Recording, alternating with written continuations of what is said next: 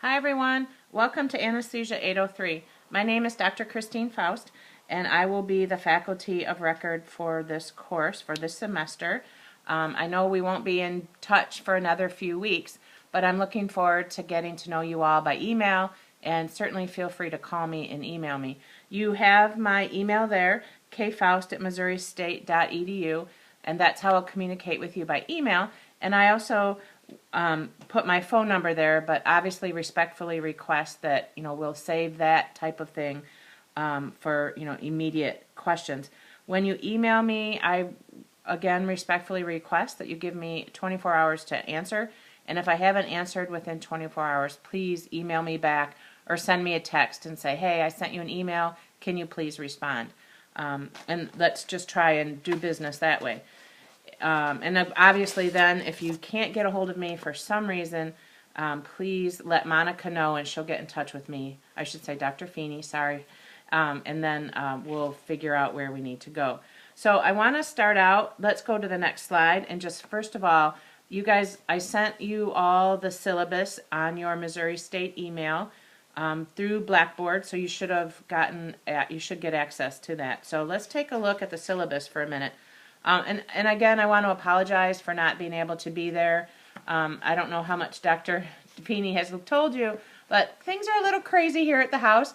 The good news is it's sunny out behind me, and I actually had to put a blanket up to block out some of the sun, so that's the good news. It's beautiful here, but I'm in the middle of packing. I'm soon moving from Michigan to Buffalo to become the program director there at University of Buffalo. So I want to just let you know that you guys will have my utmost attention for this course.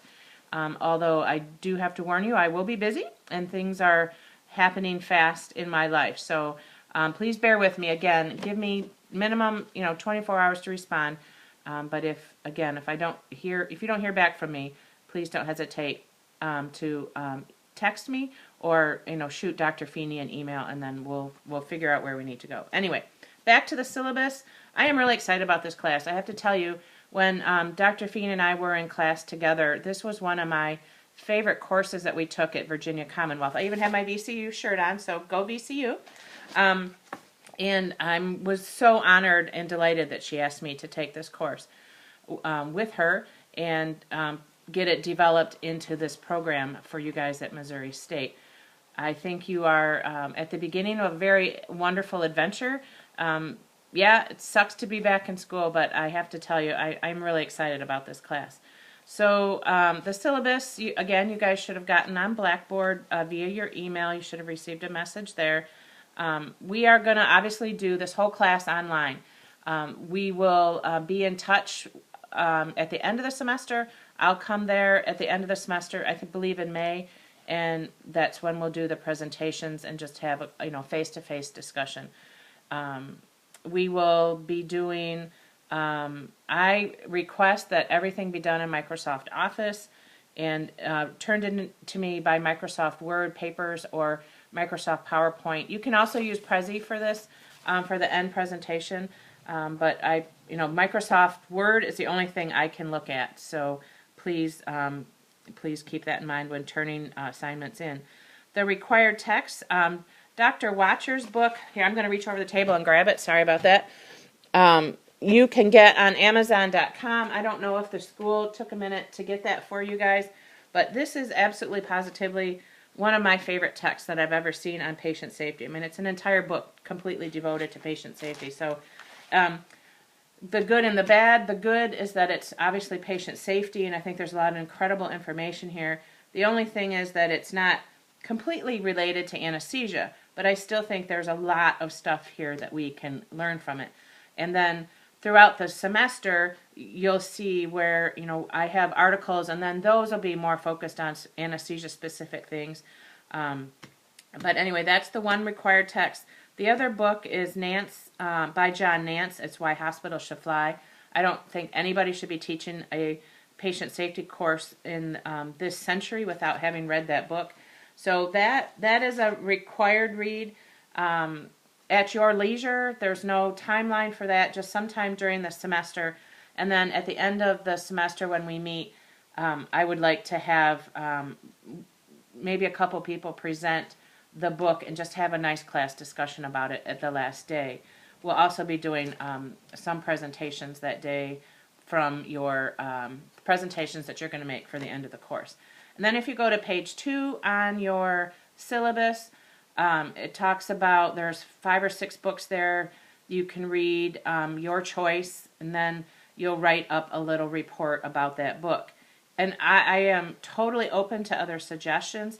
If you have other suggestions, books that you found related to patient safety or you think could be related to this course in some way, feel free. Send me the name of the book and what you found interesting, and I certainly will be happy to consider to let you guys use something of your interest to use for the course. Articles will be posted during the weeks. We'll look at the schedule here in a second on Blackboard, and you will be reading them and posting them in your safety portfolio. Grading policy, you can see here, that's pretty straightforward. Down at the bottom, that's just how everything will be divvied up as far as percent of class participation, discussion board, safety portfolio, and then your PowerPoint at the end. You are page 3 now of the syllabus. You're going to be responsible at the end of the semester to turn in a safety portfolio. Save everything that you do this semester, and then you're going to basically just turn it in to me. There's going to be an assignment called Who You Are at the beginning. That'll be a part of your safety portfolio. There's 5 article reviews throughout the semester, and any other article that you found that you want to save, that you want to be a part of your safety portfolio, please feel free to add it, and then you'll have it there as part of, it'll all be in one place basically is what I'm trying to say. So you can add things to this, but these are the bare minimums that I require for you to have in it. You'll have your 2 book reviews, Why Hospitals Should Fly, and one of your choice, and then your safety PowerPoint at the end.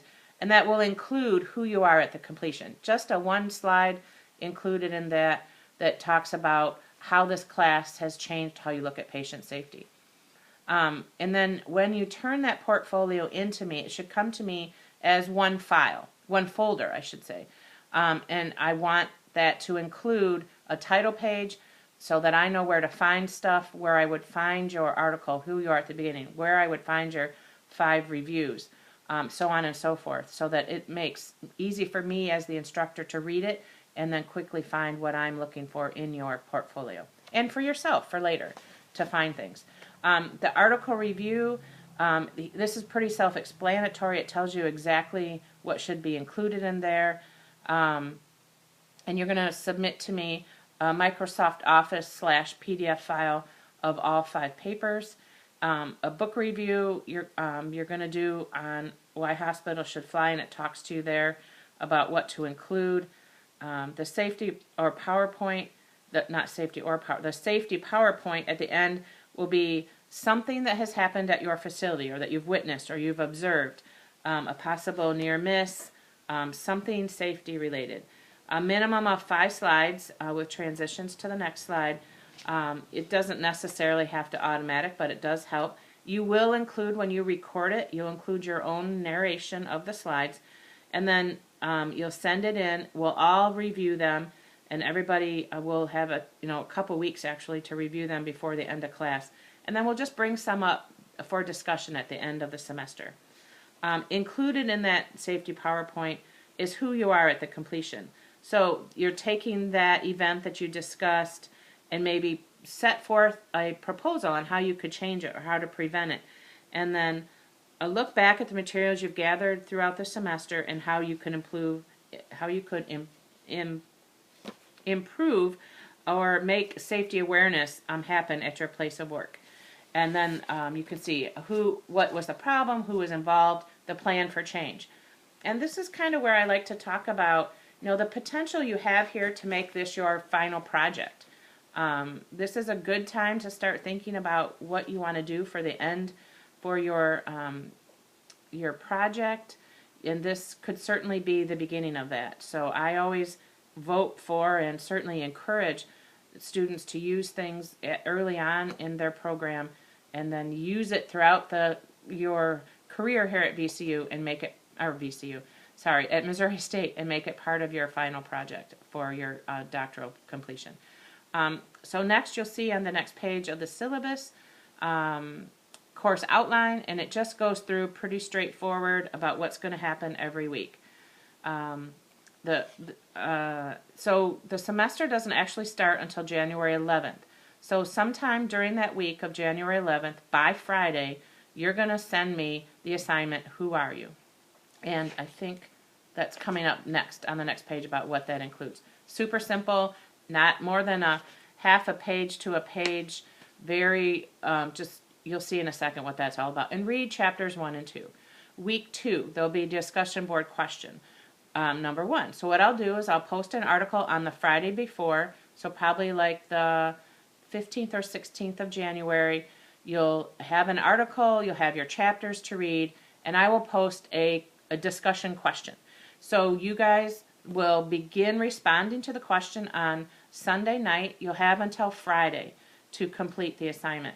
So you are going to respond to the question as your primary post, and then you are going to be responsible to follow that post. As people respond, you need to respond to other people's questions or suggestions or whatever they may have. And then you're also then responsible to obviously read at least 2 of your colleagues' responses. So, and you can read through the rest. The rest is pretty straightforward, and we'll, as the weeks go by, we'll, keep you caught up, and you can prepare ahead of time and certainly read ahead and get things done ahead of time. But I, again, respectfully request that you don't hand in assignments to me early so that things don't get mixed up, and that I get them during the proper week that they're actually due. Any questions on that, feel free to email me. Hopefully that's pretty self-explanatory. So then the next page, who you are at the beginning, just again, a 1-page summary. How many years have you been a nurse? How long have you been a CRNA? Your current practice situation. Just examples of what you might want to include. Where you are, what type of facility, what type of anesthesia practice, why are you interested in the DNAP, and any safety or issues, concerns that you may have at your place of work. The discussion board questions, here's a little more thorough explanation. That'll happen 4 times throughout the semester. I'll post again on Friday or Saturday. You'll have the weekend to do your readings, and then beginning on Sunday, you may start to post. And then again, you are responsible to follow your own discussion, and you also have to read a minimum of 2 other primary postings. And here below you see the rubric for grading. There's 5 points max for each week, and then you can see the breakdown here of what needs to be included. And again, if you have any questions, let me know, but I really do feel it's pretty self-explanatory.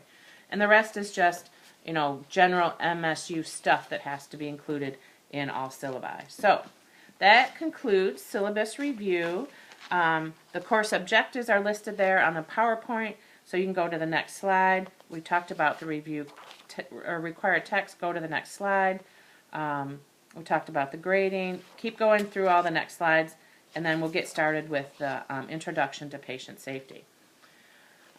So as you guys all know, we walk into work every day, and we are part of one of the most complex and dangerous systems on earth.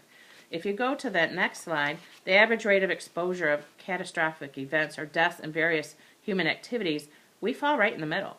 It's a pretty impressively dangerous situation that we put our patients in every day of the week when we walk in. And then go to the next slide. In the wake of that IOM report, what is it that we know now? The number one thing that we have found out in all of the safety review is that failure in communication is one of the most common factors in sentinel events and errors, which seems so simple, right, to fix. But clearly it's not. Those with high safety scores or hospitals that have lower rates, those hospitals with very high safety scores have lower rates of nursing turnover, catheter-related bloodstream infections, decubes, in-hospital infections, and in-hospital mortality. And guess why? Because they somehow have managed to have really good communication. And there's lots of reasons for that.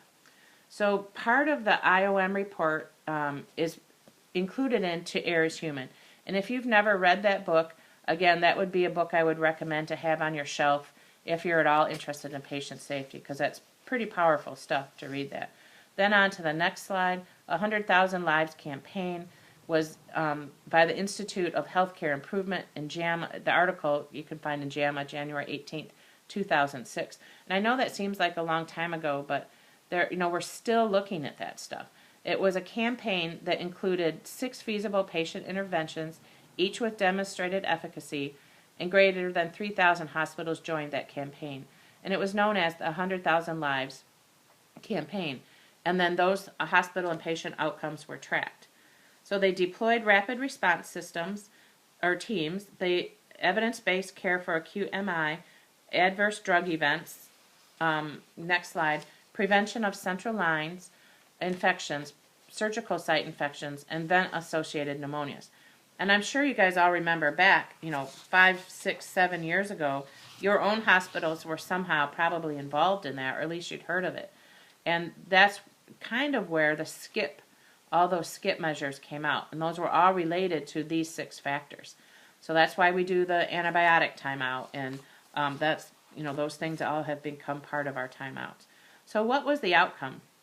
It prevented, they figured, at least 122,000 avoidable hospital deaths, and it changed global health systems all over the world. Teamwork improved, plus evidence-based practice, and then the goal then became 5,000 hospitals came on board, and then the goal was to create additional evidence-based interventions. 5 million lives were to be saved. So clearly, as you can see, we can potentially play a really big part. And, as this next slide predicts, that we live life at the sharp end. We have those institutional resources, the knowledge, the experience, drugs, technology, but we live at that sharp end, right at that sharp end before it gets to our patient. So we are one of those people that can prevent those things. The major domains of patient safety, I think, are really important to review, and I apologize, I don't have the review of the resource, of where that came from. And just, think about those in general terms when you think about patient safety. Oh, sorry, somebody's at the door. Hang on.